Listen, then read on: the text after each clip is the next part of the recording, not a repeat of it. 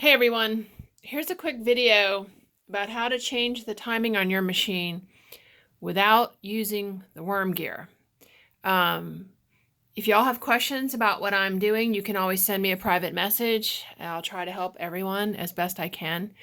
But I wanted to talk to you about how to change the timing without using the worm gear, because some people's worm gears might be difficult, messed up, small, they're under the table, hard to reach, yada yada.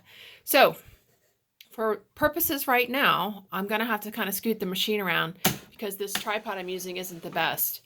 So if you look at my needle bar, the orientation of the needle, this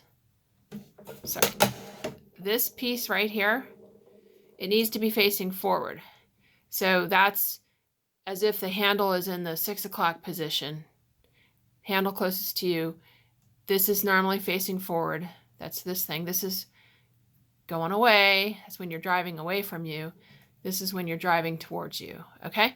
So we're going to have it set right like that, directly to the front for now. Okay.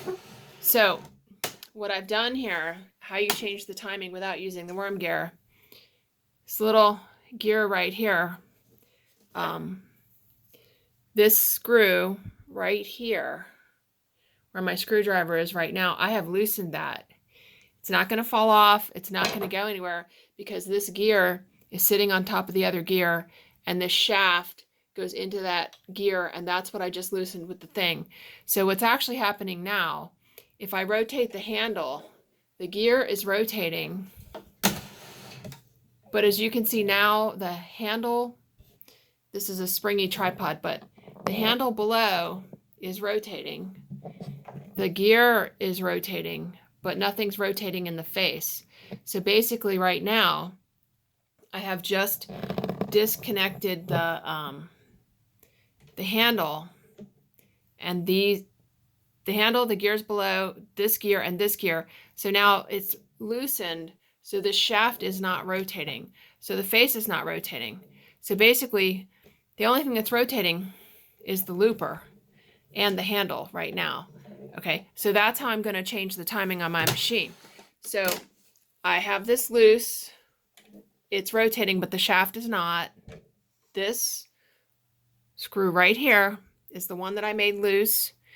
And then I rotate my handle until I get my notch here in the looper to be at the right time. It's important that your part here, whatever you call it, is facing directly forwards.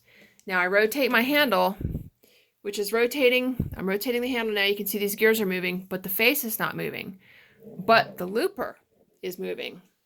So I rotate my handle until I get my notch where I think it's supposed to be 12:15 over here. So I've got my notch at like 12:15.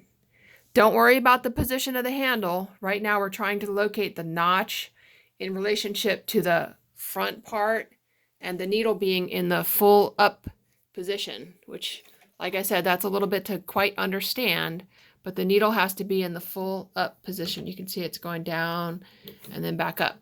So I've got, I think, the needle in the upright position.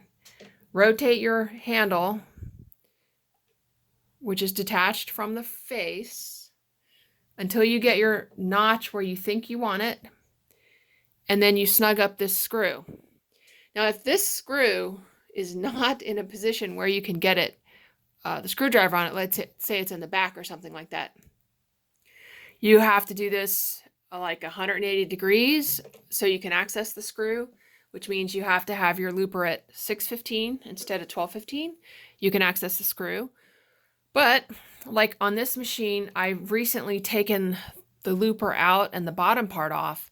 So I made sure when I put the looper back onto the worm gear that I did my best to align the teeth up with the looper and the worm gear so that when I got it on, this screw would be facing forward.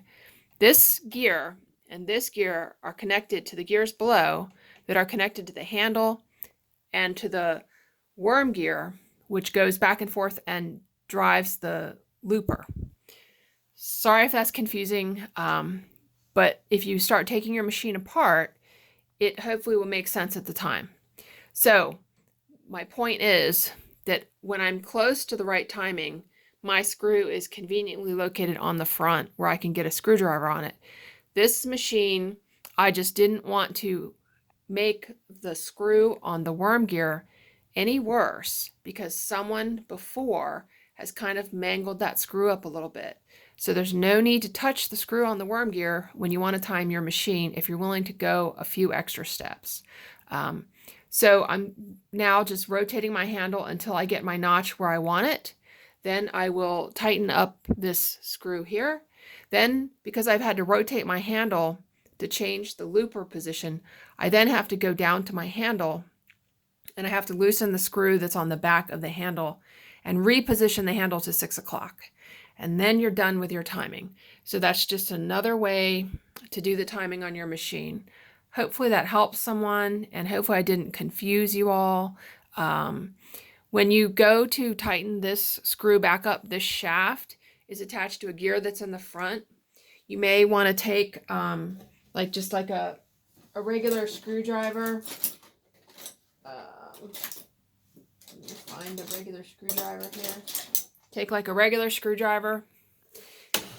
There's a rotating gear in here that if you do this before you disconnect your machine, you'll see you may just want to kind of put your screwdriver on it and just hit your screwdriver with your hammer a little bit, just to make sure that that gear and that shaft are all the way into this gear before you tighten it. Because if the shaft and that gear slide out, it's going to make the gears here bite harder, and it's going to make the gears here not bite as hard.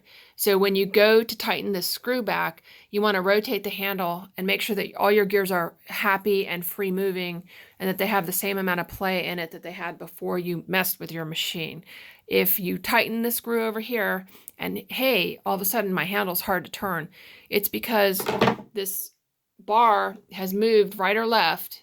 And so if it moves to the left, then these two gears are going to be super tight and these two gears over here are going to be loose.